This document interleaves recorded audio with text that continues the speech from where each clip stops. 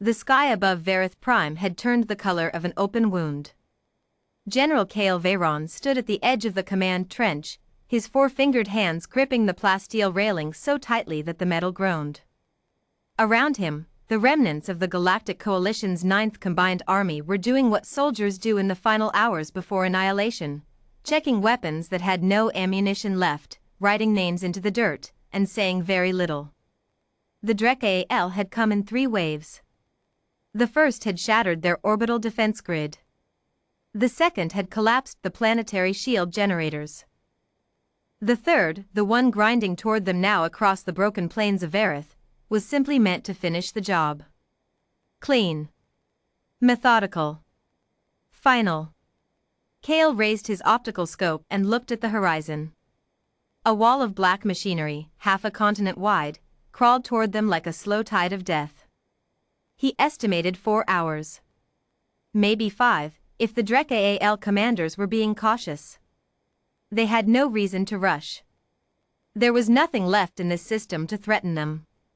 General. His communications officer, a young Lalori female named Saris, touched his elbow. Her bioluminescent markings, normally a warm amber, had faded to almost gray. Coalition Command has officially stopped responding. Kale lowered the scope. How long ago? 11 minutes. I kept trying before I told you. She blinked her large eyes slowly, which in the Lori culture meant I am sorry and I am afraid. The relay buoys near the jump point are also silent. Whatever happened up there? They retreated. He said it plainly, because there was no gentler word for it. They evacuated what they could and they jumped out. Saris said nothing. She didn't need to. Kale walked back along the trench line, nodding to soldiers who looked up at him. A Kreth warrior with half his carapace shattered.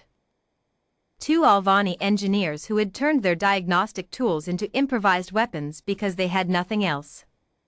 A medic who had run out of supplies 3 days ago and was now simply sitting with the dying, holding whatever limbs they had, making sure no one left alone. This was what the end of a civilization looked like, Kale thought. Not a dramatic last stand. Just people being decent to each other while the clock ran out. He found the highest point of rubble near the southern perimeter and climbed it. If this was going to be the last view he ever had, he wanted it to be a wide one. The Drek-AL advance rolled closer. Even at this distance, the ground trembled under its weight. And then something else trembled. Something different. Kale felt it in his chest before he heard it, a deep, rhythmic concussion, coming not from the horizon but from above.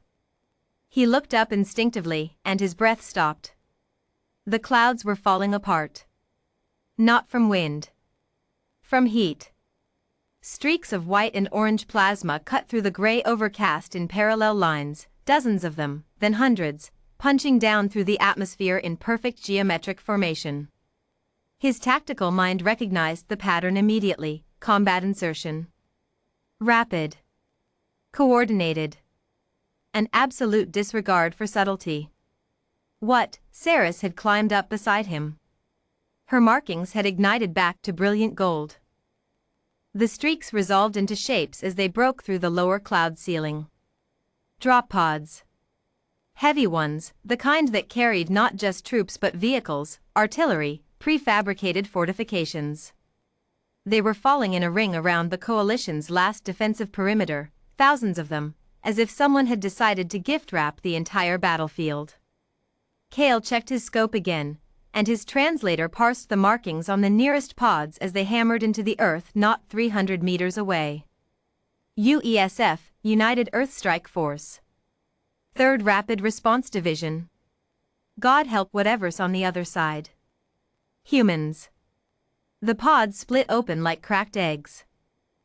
What came out was, Kale searched for the right word and landed on purposeful. Human soldiers moved with an almost offensive level of calm. They didn't scramble. They didn't shout confused orders. Teams of them flowed out of each pod in assigned directions, immediately establishing interlocking fields of fire, dragging out equipment with the practiced ease of people who had done this 1,000 times and expected to do it 1,000 more. They were wearing black and gunmetal gray armor that Cale didn't recognize, newer than anything he'd seen in the Coalition's intelligence files. Their helmets were sealed, visors of flat, reflective amber.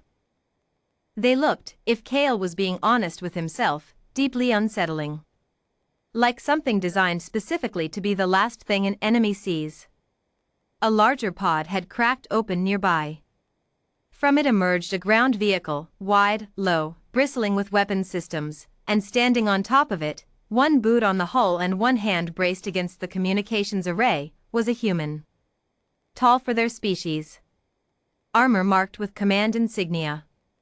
Speaking rapidly into a headset while simultaneously studying a holographic tactical display projected from his gauntlet. He dropped off the vehicle with an easy jump, hit the dirt, and walked directly toward Cale as though they'd scheduled a meeting. General Veyron? The human's translator handled the galactic standard perfectly, if with a slightly clipped accent. Up close, Cale could see the name stenciled on the human's chest plate, Voss D. Admiral. Yes. Cale straightened.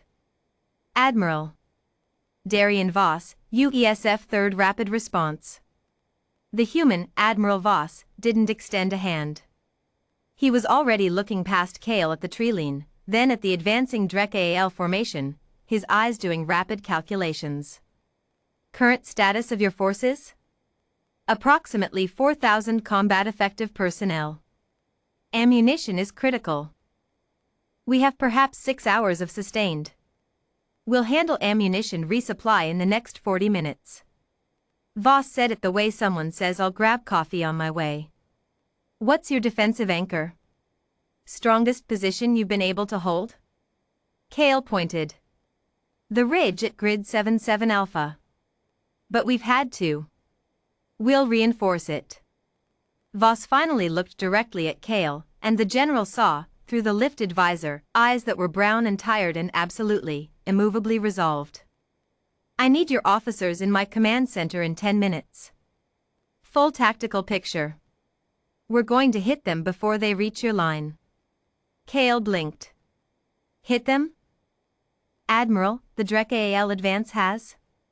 I read the numbers on the way in. Voss was already turning, already talking into his headset again. General, with respect, I didn't come all this way to dig in and wait. We're going to hit them in their left flank while they're still in march formation, collapse their logistics chain, and let your artillery, once we've resupplied it, finish the center. You're going to attack, Cale said slowly. That's generally what we do. Voss glanced back. There was something in his expression that Cale couldn't fully read, not arrogance, exactly. Something older. Something that had looked at terrible odds so many times that it had simply stopped finding them interesting. You've been fighting these people for how long? 7 months. We've been watching for 4. Learning their patterns. The Admiral turned fully back and met his eyes. They're very good at overwhelming opponents who are afraid of them. They're not as good against opponents who aren't.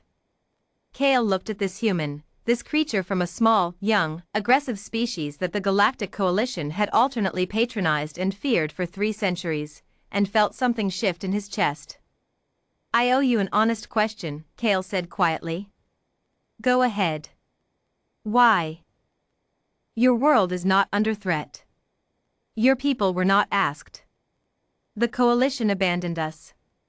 Why are you here? Voss was quiet for exactly 2 seconds. Because you needed someone to show up, he said. And nobody else did. He walked away before Cale could respond, barking orders in rapid-fire English, and within moments his command post had become a controlled storm of activity, screens and maps and humans speaking in the clipped shorthand of a unit that had trained together until they thought in the same rhythms. Saris appeared at Cale's side.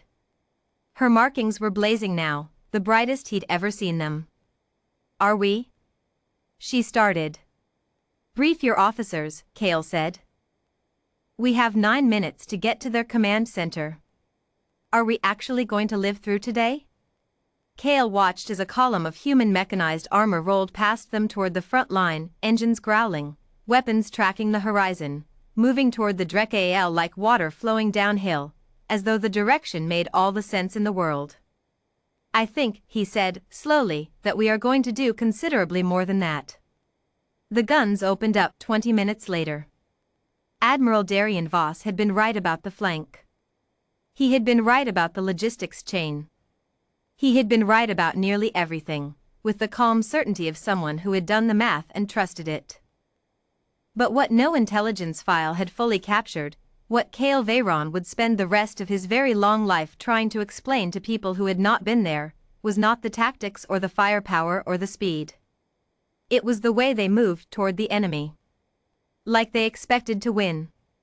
Like losing had simply never seriously occurred to them.